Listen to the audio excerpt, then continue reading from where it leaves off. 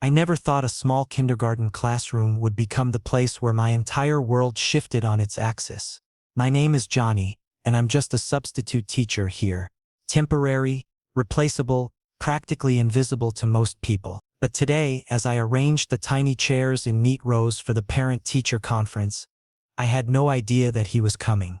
The man who had turned my life upside down 4 years ago then vanished like smoke in the wind, leaving me to pick up the shattered pieces alone. Mr. Johnny. A small voice pulled me back to reality with startling urgency. I looked down to find a little boy standing there, Marco. His big blue eyes gazed up at me with such trust and hope, as if I were some kind of superhero who could fix anything. You won't call my dad, will you? I crouched down to his level, gripping the armrest of a nearby chair to keep my balance. Why not, buddy? All the other parents are coming today. Because he's always busy, Marco said quietly, twisting his small fingers together in a nervous gesture that made my heart ache. His gaze dropped to the floor. He's never not busy. And I don't want him to feel bad that I'm here alone when everyone else has their moms and dads. My chest tightened painfully at the sight of his innocent face, so worried about protecting someone else's feelings. I knew that emotion all too well. The fear of being abandoned, of being unwanted, of standing alone in a crowded world where everyone else seemed to belong. Marco, I promise you something right now. If your dad doesn't come, I'll stay with you the whole time. Okay? You won't be alone. Not for a single second. He looked up at me as though I'd just handed him the moon and stars, hope sparking bright in those young eyes. Really? You promise? I really promise, buddy.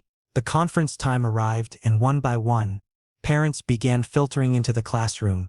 Smiling mothers with warm hugs, proud fathers with cameras ready, even excited grandparents eager to see their grandchildren's artwork displayed on the walls. But with each new arrival, I watched Marco's smile fade just a little bit more.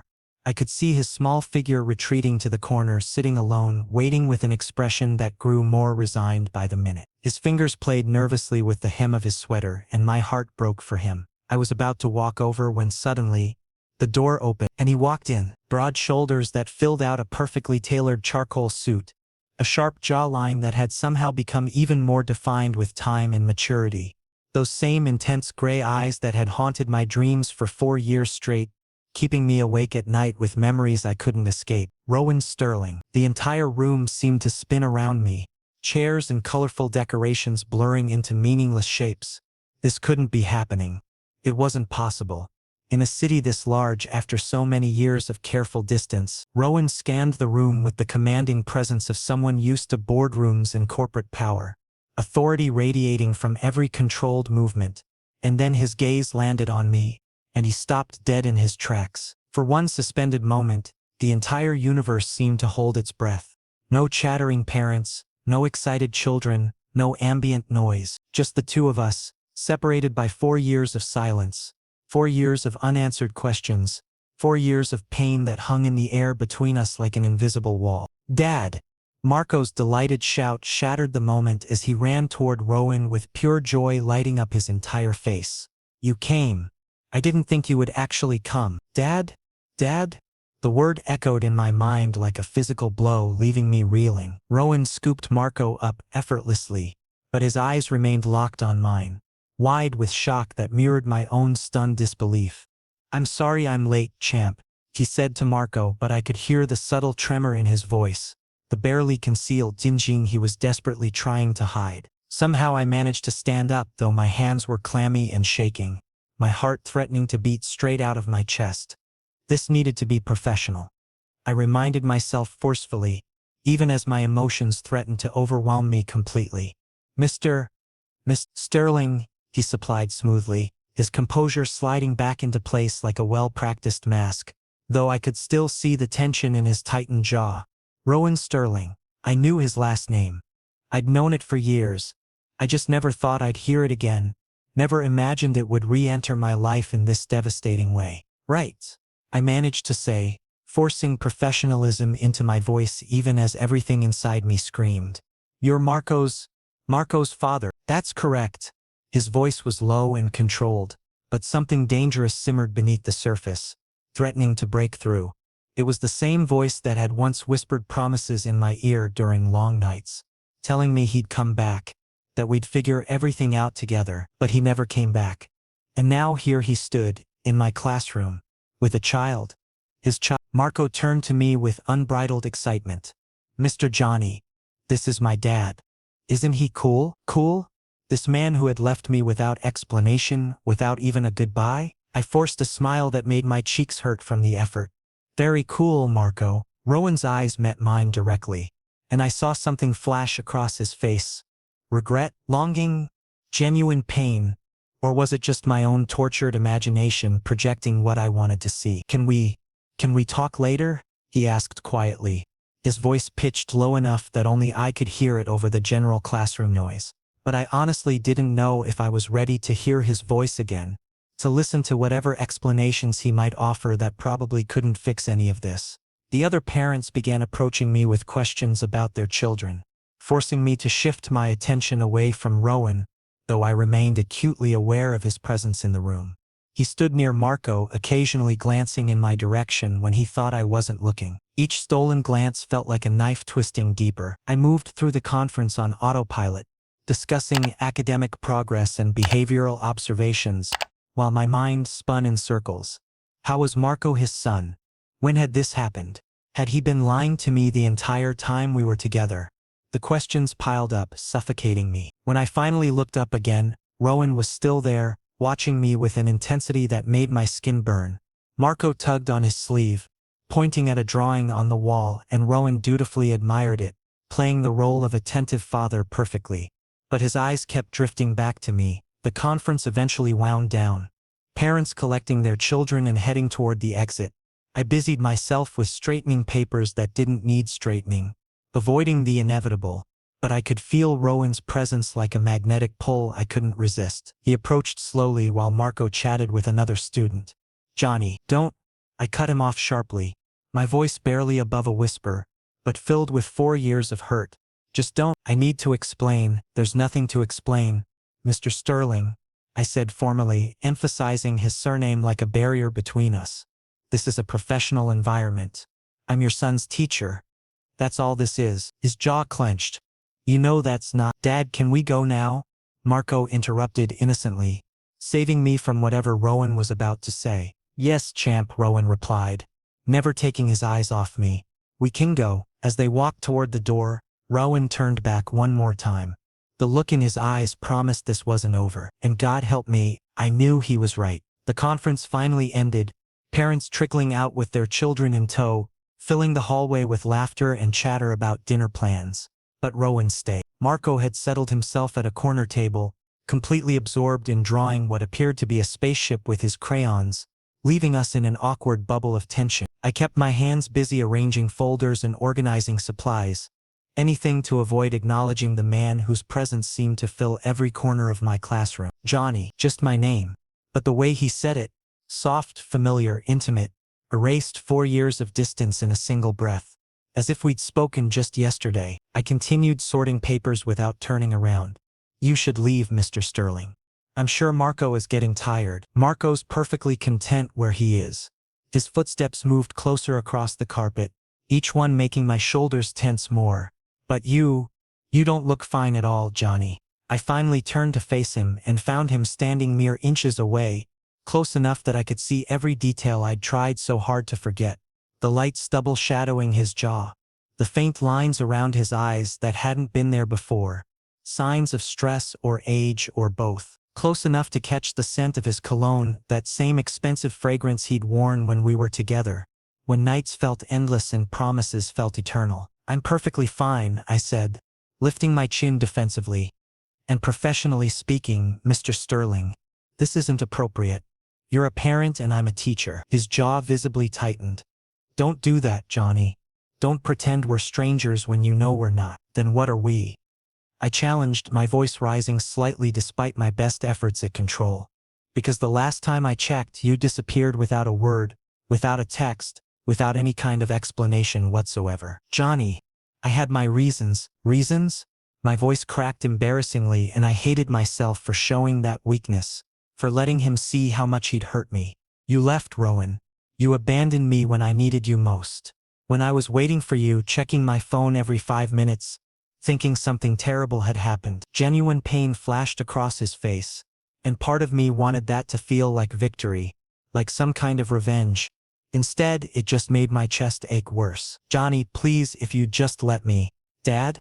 Marco's curious voice cut through the tension like scissors through paper. He was looking at us with confusion, crayons still clutched in his small hands. Do you know Mr. Johnny? Rowan's expression smoothed instantly, a practiced mask sliding into place with disturbing ease. Yes, champ. We're old friends. That single word felt like a physical blow, stealing the air from my lungs. We'd been so much more than friends, and he knew it. Oh, that's awesome. Marco beamed, completely oblivious to the undercurrents swirling around him. So you like Mr. Johnny then? Rowan's eyes found mine again, something intense and unspoken burning in their gray depths. Yes, Marco. Very much. I quickly looked away, unable to handle the intensity of his gaze. Marco, you should head home now. School tomorrow and you need your rest. Okay, Mr. Johnny? Marco obediently gathered his belongings. But then he surprised me by running over and wrapping his small arms around my waist in a tight hug. Thank you, Mr. Johnny. Today was the best day ever because Dad actually came. My throat constricted painfully, emotions threatening to choke me.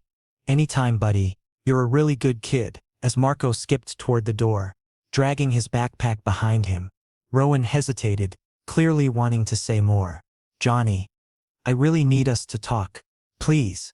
I need to explain what happened. There's nothing to explain, I said firmly, fighting to keep my voice steady. This is strictly a professional relationship now. I'm your son's teacher. That's it.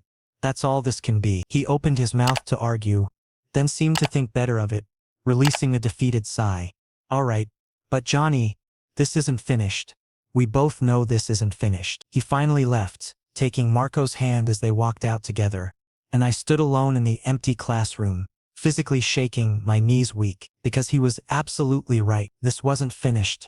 No matter how much I tried to pretend otherwise, whatever had existed between us was still alive, still burning somewhere beneath the surface of my forced professionalism. And I honestly didn't know if I was ready for him to come back into my life or if my heart could survive being broken by him all over again. I sank into my desk chair, dropping my head into my hands. The classroom felt too quiet now, too empty. 4 years.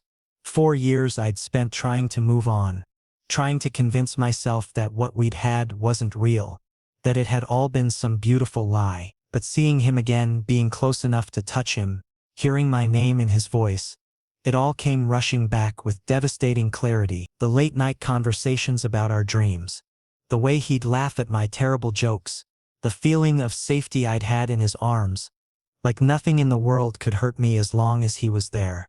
All lies, apparently, or at least, not important enough for him to stay. My phone buzzed. An email from Mrs. Delgado. Mr. Sterling has requested a meeting tomorrow to discuss his son's educational needs. Please be available at 3 p.m. I stared at the message, my stomach churning. Of course he had. Rowan Sterling wasn't the type to give up easily. That's what had made me fall for him in the first place.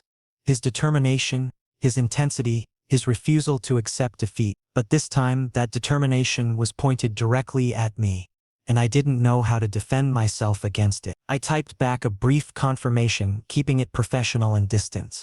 But my hands were still shaking as I hit send. Tomorrow. I'd have to face him again tomorrow.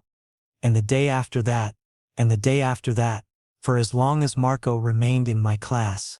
There was no escape, no way to avoid him now that our lives had collided in this impossible way. I gathered my things slowly, turning off lights and locking cabinets, delaying the moment when I'd have to leave and go home to an empty apartment where I'd spend all night thinking about him, about them, about the son I never knew existed. The next day started relatively normally, or at least I desperately tried to make it appear that way.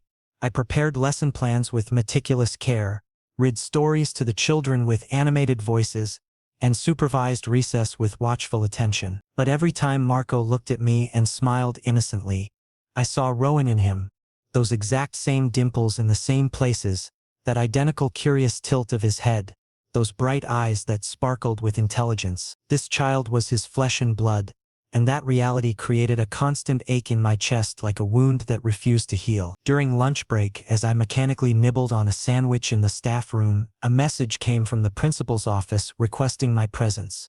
"Mr. Johnny," Mrs. Delgado said when I entered, her professional smile firmly in place as she gestured toward the leather chair across from her desk. "You've received a rather unusual request." "A request?" I sat down cautiously, an uneasy feeling settling in my stomach. "Marco Sterling's father has personally requested that you become his son's private tutor for after-school hours. He's offering quite generous compensation, actually, triple your current hourly rate." My heart literally stopped for a beat. "What? No, Mrs. Delgado, I can't possibly." "Mr. Johnny," she interrupted, leaning forward and interlocking her fingers, "this is Sterling Enterprises we're talking about. Rowan Sterling is one of the most powerful and influential people in this city. When he makes a request, people generally say yes. This could be extremely beneficial for your career advancement." "But I'm already Marco's school teacher," I argued, desperately searching for an escape route. "That's sufficient interaction. Becoming his private tutor as well seems ethically questionable." Mrs. Delgado gave a patient sigh. "At minimum, please speak with Mr. Sterling directly. He's coming personally this afternoon to explain his request. 3 p.m. sharp." I had no real choice and we both knew it. I nodded awkwardly and returned to my classroom, that restless feeling intensifying with each passing hour. At exactly 3 p.m., when the school had emptied of students and most staff, Rowan arrived, but this time he wasn't wearing an intimidating business suit. Instead, he dressed casually in dark jeans and a fitted black shirt with the sleeves rolled up to his forearms, looking effortlessly and dangerously handsome. This wasn't the CEO. This was the Rowan I'd known, the one I'd loved. "Johnny," he said softly when we met in the parking lot, late afternoon sunlight casting long shadows around us. "Thank you for agreeing to hear me out. I know this is incredibly awkward. I'm only listening because Mrs. Delgado practically forced me to," I clarified coldly, crossing my arms defensively. He smiled faintly, that familiar expression that used to make my heart flutter. "Fair enough. Look, Johnny, Marco has genuinely become attached to you very quickly. He comes home and talks about nothing except you. What Mr. Johnny said, what Mr. Johnny did, how Mr. Johnny helped him. He's never spoken about any teacher like this before. About anyone like this. That's Marco's attachment, Rowan," I pointed out deliberately. "Not yours. I understand that," he said carefully, then took a step closer, narrowing the distance between us. "But Johnny, I'm attached to you too. I always have been. That never changed." My breath caught audibly in my throat. "Rowan, stop. Just stop this." "Why?" "Because it's true and you don't want to hear it." "'Cause you left me," I finally snapped, losing control of my carefully maintained composure. "You abandoned me when my entire life was falling apart. You have no right, absolutely no right to come back now and say these things." "I had to." His voice rose to match mine, frustration and pain mixing together. "My wife, Marco's mother, she was pregnant. Johnny, I couldn't just walk away. I couldn't abandon her in that condition." The world literally tilted beneath my feet, the ground feeling unstable and unreliable. Wife, pregnant, while he was with me, while he was telling me he loved me, while he was making plans for our future together. "Leave," I whispered, feeling numb spreading through my body like ice water. "Johnny, please let me get out," I shouted uncontrollably, and several passing teachers and late-staying students turned to stare at us in shock. Rowan's face went visibly pale. "I can explain everything properly if You've explained everything I need to know," I said bitterly, cutting him off. With trembling hands, I fumbled for my car keys and started walking blindly toward my vehicle. But he gently caught my wrist, his grip firm but not painful. "Johnny, please, just give me one chance to tell you the whole story. I'm begging you." I looked at him, this man I'd loved so deeply it had nearly destroyed me when he left, who had shattered my ability to trust anyone completely, who had left me feeling like I wasn't enough, like I'd never be enough. "One chance," he pleaded desperately, vulnerability naked in his eyes in a way I'd never seen before. "Just one opportunity to explain everything. And God help me, Maybe I was a masochist, or maybe I just needed closure. But I found myself slowly nodding against my better judgment. Tomorrow, I said quietly. You can explain tomorrow, but that doesn't mean I'm agreeing to become Marco's tutor. He exhaled with obvious relief. Thank you, Johnny.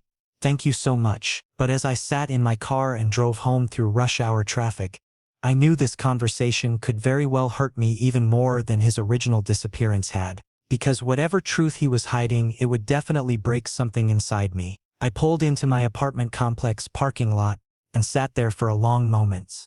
Engine off, just staring at nothing. Tomorrow I'd hear his explanation. Tomorrow I'd learn why he'd chosen her over me. Why a child I never knew existed had taken precedence over what we'd built together. Tomorrow I'd have to face the reality that I'd never been his first choice. The steering wheel felt cold under my hands. My apartment would be empty and quiet, just like it had been every night for 4 years. No messages waiting. No voicemails with his voice. No unexpected visits. Just silence and the ghost of what we'd almost been. I finally forced myself to get out of the car and walk to my door. Inside, everything was exactly as I'd left it. Neat, organized, lonely. I dropped my bag on the couch and stood in the middle of my living room, feeling the weight of tomorrow pressing down on me. Whatever Rowan had to say, whatever justification he offered, I needed to hear it, not because I thought it would fix anything, but because I deserved to know the truth. I deserved to understand why I hadn't been worth staying for. My phone sat silent on the counter. Part of me hoped he'd text, break the professional boundary, give me some hint of what tomorrow would bring. But it remained dark and quiet, just like everything else in my carefully constructed life without him. Rowan took me to a quiet cafe the following evening, tucked away on a side street where nobody from school would recognize us. The place was almost hidden, with dim lighting and secluded booths that offered privacy from prying gaze and judgment. We sat across from each other in uncomfortable silence until the waitress brought our coffee. I stared intently at my cup, refusing to meet his gaze, trying to avoid acknowledging his presence even though every cell in my body was acutely aware of him. Her name was Cassandra. Rowan finally began, his voice heavy with the weight of confession. He rotated his cup slowly between his hands, a nervous gesture I'd never seen from him before. We were college sweethearts initially. It wasn't arranged, but it was expected in our social circles. Our families had close connections, business ties that went back generations. When I met you, I'd already broken up with her legitimately a full year prior. We were completely finished. You knew that. I finally looked at him reluctantly, waiting for the rest, my expression guarded. Then out of nowhere she told me she was pregnant, carrying my child. He exhaled painfully, the memory clearly causing him distress. I was so young, Johnny. Foolish and confused. I thought taking moral responsibility was the right thing to do. There was enormous family pressure too, expectations about doing the honorable thing. So I took her back and proposed quickly, thinking I was making the noble choice. And what was I to you? My voice broke dangerously, exposing the raw wound beneath my carefully maintained composure. What exactly did I mean in all of this? You were everything, he said intensely, leaning forward with desperate earnestness. You were my entire world, Johnny. But I didn't want to drag you into that chaos. The messy divorce that would inevitably come, brutal custody battles, relentless media attention, family drama that would have consumed everything. I thought I was protecting you from all of that. By leaving me completely alone? I laughed bitterly, the sound hollow and humorless. By vanishing without any explanation? Rowan, you destroyed me. You made me believe I wasn't enough, that I was somehow insufficient for you. No, Johnny. Absolutely not. He leaned forward desperately, his hand reaching across the table toward mine but stopping short of actual contact. You were always more than enough. You were perfect for me in every way. I was the one who wasn't enough. Not for you, not for Marco, not for anyone in my life. I pulled back, avoiding his outstretched hand. Where is Marco's mother now? Where is Cassandra? Rowan's jaw visibly tightened, fresh pain flashing across his features. She left when Marco was only 2 years old, still just a baby. She told me bluntly that motherhood wasn't for her, that this life suffocated her. She signed papers giving me full custody and then, she never came back. I legally allowed her to walk away. I was genuinely shocked by this revelation. She abandoned you both? She left her own child? Deeply ironic, isn't it? He gave a bitter, sad smile that didn't reach his eyes. I left you because of responsibility and family duty, and she abandoned me for her freedom and independence. Life has a cruel sense of humor. We both sat in heavy silence, processing this unexpected revelation that changed the entire narrative I'd constructed in my mind. Johnny, I'm not saying what I did was right, Rowan said softly but earnestly, his eyes never leaving mine. It was wrong. It was cowardly. But every single day I've regretted it. Every day I think about you, wondering where you are, how you're doing, if you ever think about me. Rowan, I honestly didn't know how to respond. What words could possibly address the complexity of this situation? Give me a real chance, he pleaded sincerely, vulnerability naked on his face. Not just for Marco's sake. For us. Let me prove that I've genuinely changed, that I can be a better person than I was 4 years ago. I looked into his desperate gray eyes, those same eyes that had once filled my dreams, that now haunted my sleepless nights with what-ifs and might-have-beens. I'll think about it seriously, I finally said carefully, not ready to commit but unable to completely close the door. And he smiled genuinely for the first time that evening, relief flooding his features. That's honestly all I can ask for, Johnny. Just that consideration. But as I drove home later through evening traffic, I knew this decision would be the hardest I'd ever faced, because forgiving Rowan Sterling meant intentionally opening myself up to being hurt all over again. And I genuinely didn't know if I was brave enough for that, or if my heart was strong enough to survive another breaking. The city lights blurred past my windows as I navigated familiar streets. My apartment awaited empty, quiet, safe. I'd built a life there without him, a careful existence that protected me from this exact kind of pain. Letting him back in meant dismantling those walls I'd constructed so carefully over 4 long years. But the alternative was continuing to live half a life, always wondering what might have been if I'd been braver, if I'd taken the risk. I pulled into my parking spot and sat there for a long moment, engine cooling in the silence. Tomorrow I'd need to give Mrs. Delgado an answer about the tutoring position. Tomorrow I'd need to decide if I was willing to see Rowan regularly, to watch him with his son, to slowly rebuild something from the ashes of what we'd lost. The cafe conversation had given me answers I desperately needed for years, but answers didn't automatically heal wounds. They just helped you understand why you were bleeding. I finally gathered my things and headed inside, knowing sleep would be elusive tonight.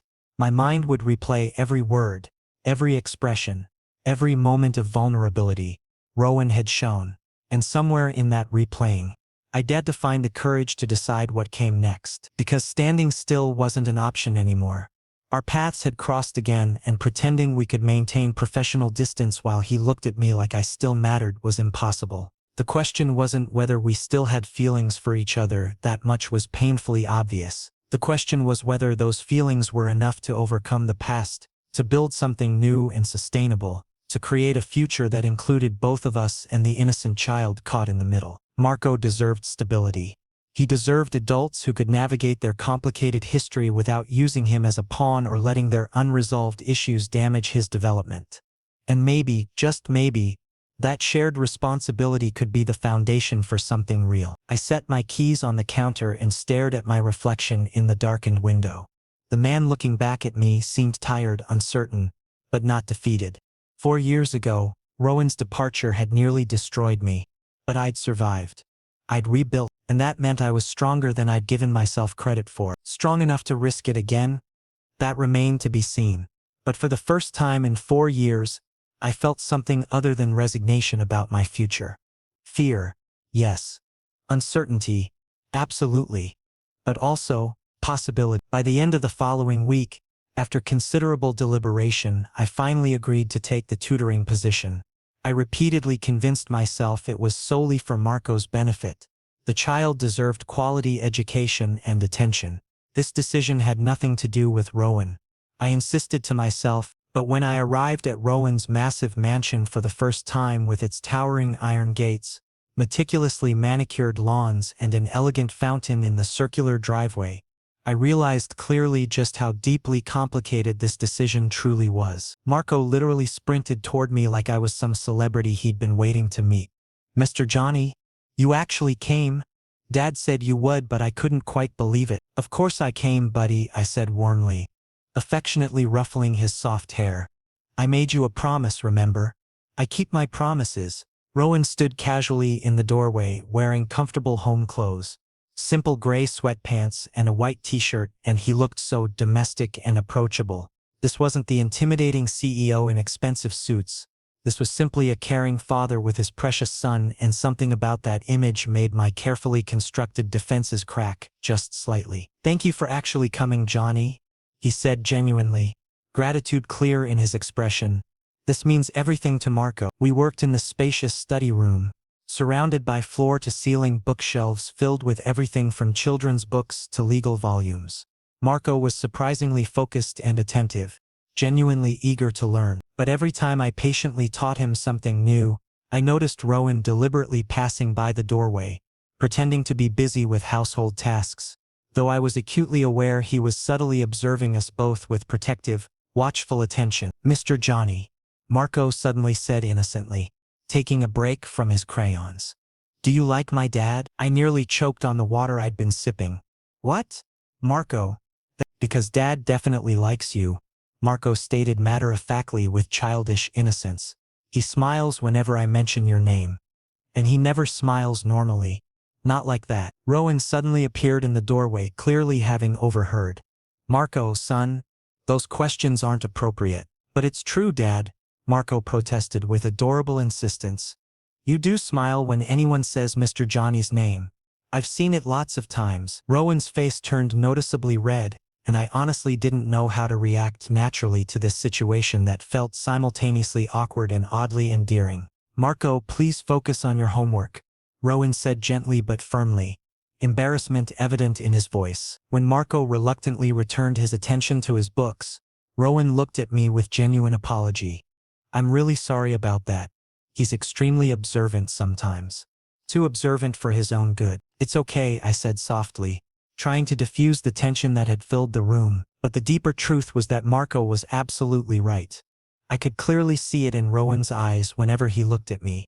That particular intensity, that specific way of watching me as if I was still deeply important to him, as if he still cared profoundly. After the tutoring session properly concluded and Marco had fallen peacefully asleep in his room, exhausted from his efforts, Rowan quietly led me to the beautiful garden behind the house. The moonlight was breathtakingly gorgeous, stars clearly visible in the unpolluted sky, and we sat together on a comfortable wooden bench surrounded by the gentle fragrance of night-blooming flowers. This place is genuinely peaceful, I admitted, appreciating the serene surroundings. Yes, Rowan agreed, though he was looking at me rather than the garden.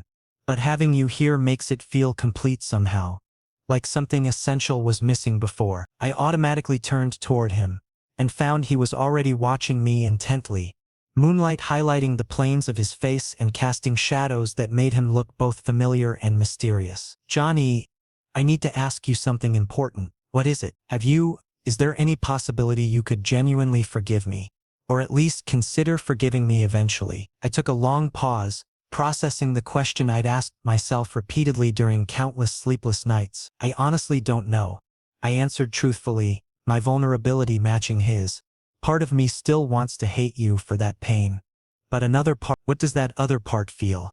He moved closer, barely breathing, hanging on my answer. That other part still misses you deeply, I whispered, the admission costing me but feeling necessary. And then carefully and tentatively, he took my hand in his, the touch gentle and questioning rather than demanding.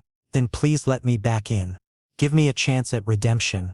Please, Johnny. I found myself lost in his sincere, desperate eyes, feeling the risk and potential danger but also sensing possibility. Maybe we both deserved another genuine chance at happiness.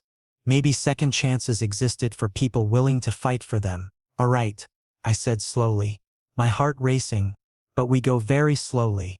Primarily for Marco's sake, he can't be hurt by our complications. Rowan smiled genuinely and beautifully, pure relief and happiness transforming his features.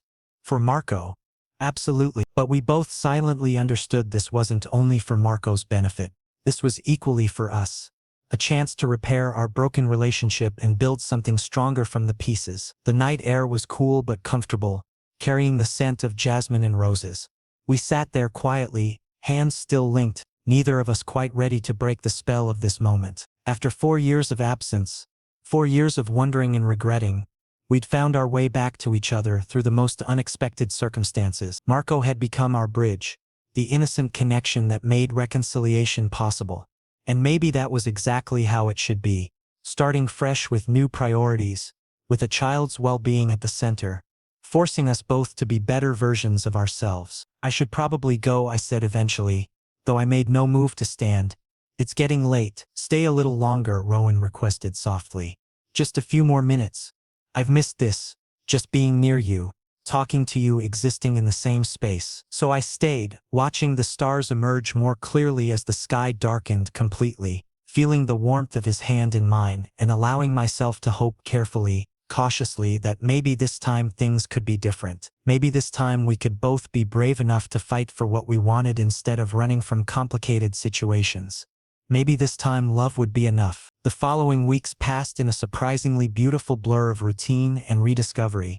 I came regularly to Rowan's home, spending quality time with Marco while gradually and carefully rebuilding something tentative with Rowan. We shared comfortable dinners together, the three of us around the large dining table like an actual family. We had meaningful late-night conversations in the garden after Marco slept, discussing everything from our dreams to our regrets. And once, when Marco had fallen peacefully asleep, we simply sat together in companionable silence, the awkwardness finally gone, replaced by something that felt remarkably like peace. I never imagined I'd be here again, I admitted softly one particularly peaceful evening under the stars. Neither did I, Rowan confessed honestly, his voice filled with wonder. But Johnny, I'm genuinely grateful you gave me this chance. Grateful you're here. I looked at him naturally, no longer forcing distance between us. Rowan, can we realistically make this work? Can this actually succeed long-term, or are we just postponing inevitable heartbreak? He tenderly cupped my face with one hand, his touch impossibly gentle. I honestly don't know exactly what the future holds, Johnny. Nobody can predict that with certainty. But I definitely know I can't continue living without you. And Marco, he genuinely loves you. For the first time since his mother left, he's truly considered someone family beyond just me. My heart completely melted at those words. He's such an amazing child, because you've made him better emotionally, Rowan said, moving closer until his forehead rested gently against mine. You've made both of us genuinely better people, Johnny.